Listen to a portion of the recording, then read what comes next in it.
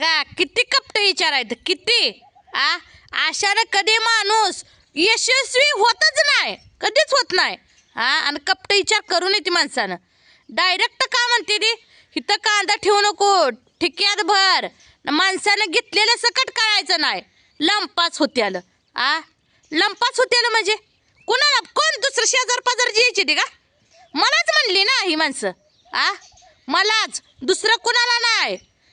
म्हणायचं तर नाव घेऊन बोलायचं ना, असं कुचकं बोलायचंय कशाला? डायरेक्ट म्हणायचं ही नका घेतलं असतं ही घेईल.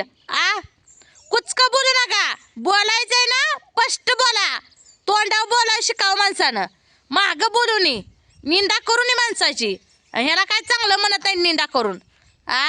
बोलायचं तर नीट बोला ना. डायरेक्ट ठिक्यात भरण घरात ठेवण माणसं घेऊन जातेली हिथं ठेवते ती काय कांदण वलं ठेवा गे घरात नाही म्हणती.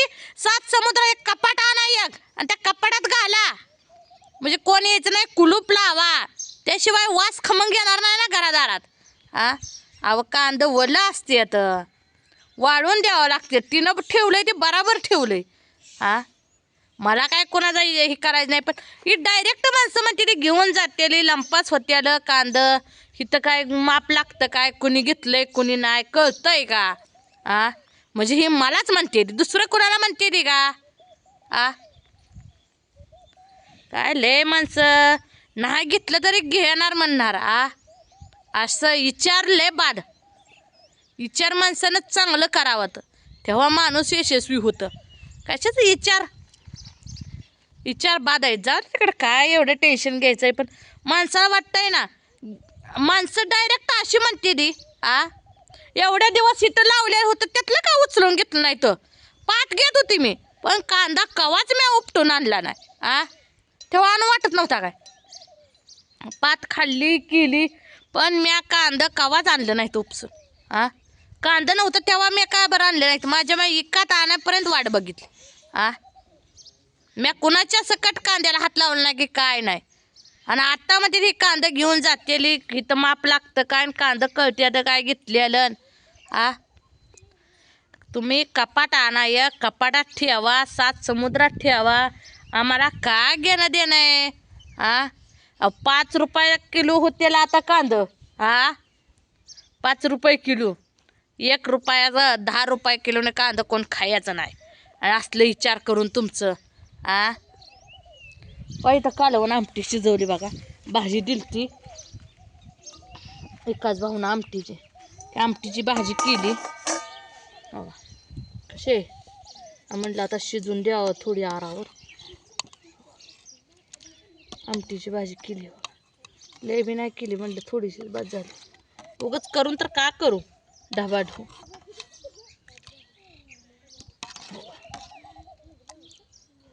शेंगदाण जरा करपल्याने झालतं जरा भाजल्याला आराव शिजवून दिले बघा. इथं ह्या नवऱ्याचं वेगळं टेन्शन, ह्या माणसांचं वेगळं टेन्शन. माणसानं करावं तर कुठवर टेन्शन घ्यावं तर कुठवर ह्यांचं. ही काय बोलते तीच काय बी जरा पटाव असावं तरी बोलावं घेवायचं पटीव असं. आमचं थोडी सकट पटीव बोलत नाही ते. काय करायचं अवघड आहे, गारणच अवघड आहे. लय अवघड आहे गबासा, अवघड आहे रे देवा, लय अवघड आहे. काय हो का भाकरी झाल्या हवा इथं तवा ठेवला बघा. आता हे तवा तर असा घाणजार होतोय की काय करायचं. चुलीवरची भांडी घासायला लय नेट लागतं या, दुसरं काय नाही. इथं चुलीवर ठेवलं बघा कालवण शिजायला. आमटी शिजली की मग टेन्शन नाही कशाचं.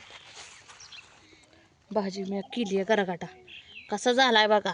हिरवी मिरची ही कुठून ठेवली होती रात्रीच, एकाच भाऊ घेऊन आलं तर म्हणल्यावर मग आता लसूण सोलावा. भाजी काय उठल्यावर नीट केली, आंघोळी केल्यावर आणि डायरेक्ट शिजाय घातली. तर सगळं मीठ तेल आणूस तर शिजली.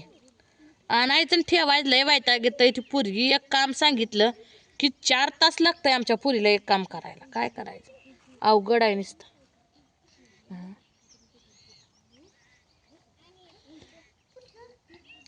अवघड आहे अवघड आहे लय साधा अवघड नाही आणि म्हणते ती अजून लंपास होईल काय द्यावा बोलण्याची भाषा त्यांची काय अवघड आहे नुसतं गारणंच अवघड आहे कोणाकोणाला आमटीची भाजी आवडते सांगा कमेंटमध्ये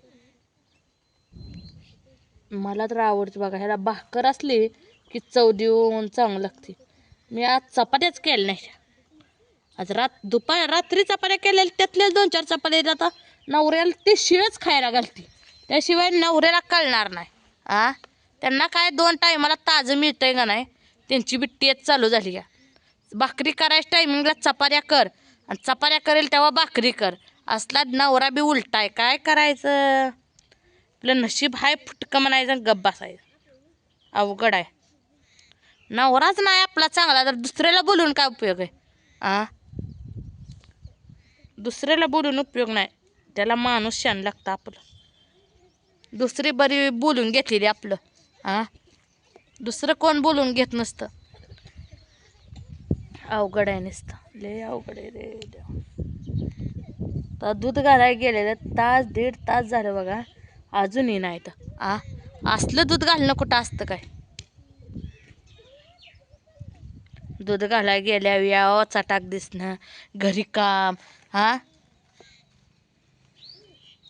अवघड आहे भाजी शिजवून घेतली केली परत अजून जरा शिजू दे म्हणून अजून काय ठेवली भाकरी करून घेतल्या जरा ऊन लगेचच पडतंय बघा ऊन पडलं की काम धंदा करू वाटत नाही उन्हात तर मला तर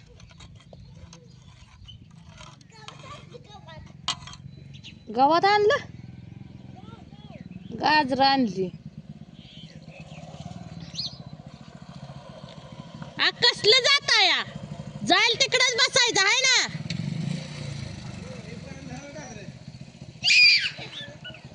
जाईल तिकडच बसताय गाजर घेऊन येताय काय लाल भडक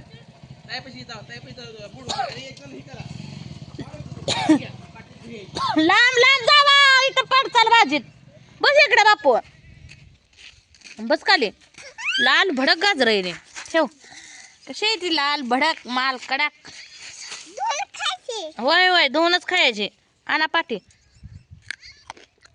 गुळमट टाकते सगळ्या मी खाल्लं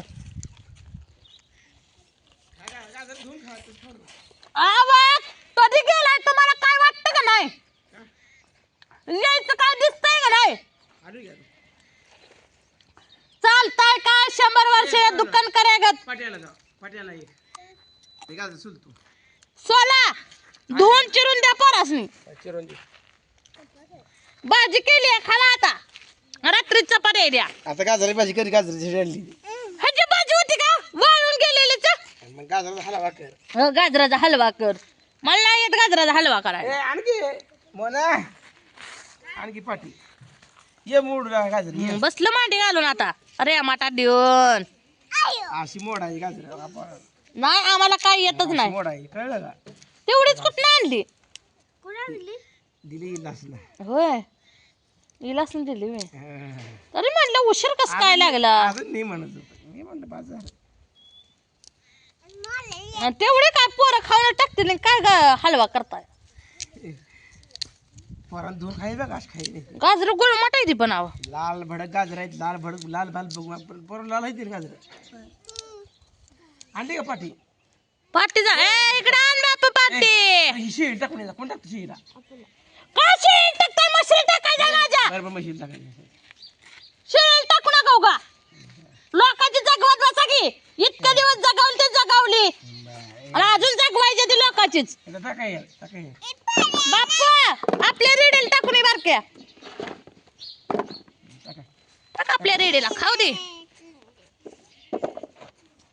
झालं झालं पाणी वाटा टाकायचं हे वाजर पाणी घ्यायचं वाजर तुम्हाला